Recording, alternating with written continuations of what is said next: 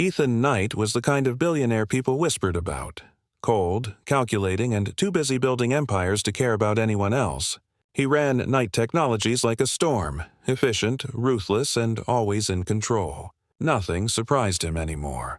Until his phone rang that Tuesday afternoon. "Mr. Knight? This is Mercy General Hospital. You've been listed as the emergency contact for a Miss Lily Brooks. She's been admitted, and you're the only person we can reach." Ethan froze. Lily Brooks. His quiet, unnoticed personal assistant. The one who always said good morning no matter how grumpy he was.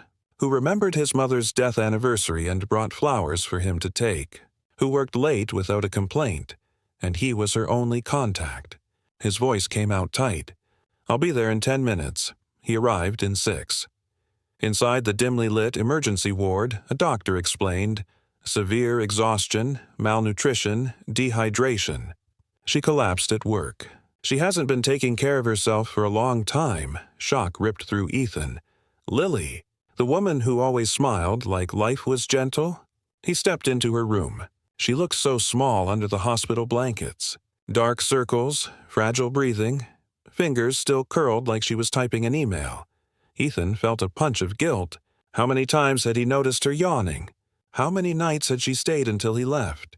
How many times had he asked for just one more task? Her eyelashes fluttered open. "Mr. Knight?" Her voice cracked. "I'm sorry. I didn't finish the schedule for—" "No." His voice broke harsher than intended. He sat beside her. "Why am I your only contact?" She hesitated, embarrassed. "My parents passed away. I haven't really made friends. Work was the only thing that made me feel like I mattered." Work. His work.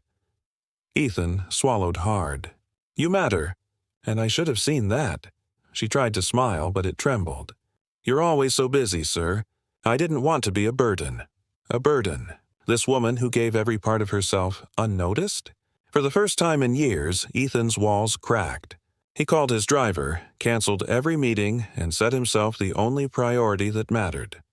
Lily. Days passed. He brought her meals himself, healthy ones. He sat with her during tests. He even brought a silly little potted plant because she once mentioned she always wanted one. "You like daisies, right?" he asked awkwardly. She looked at him like he'd handed her the sun. "I love them." He discovered things he never knew. Lily loved jazz.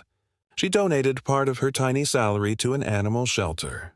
She dreamed of writing children's books. She had a heart big enough to heal the world. While no one noticed hers was breaking. The hospital called again when her bills came in. Ethan paid them before they could finish the question.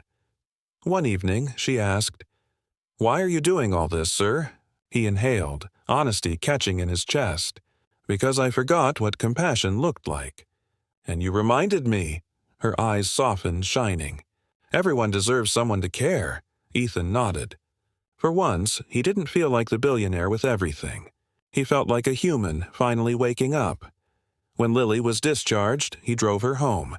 Not to her cramped old apartment. He'd already arranged a new place, sunny and safe, under the company's wellness program he claimed he'd just updated. She stared at it in awe. "This is too much." "No," Ethan said gently. "This is the least I can do." She wiped away a tear. Smiling at him. Really smiling, like she believed good things could still happen.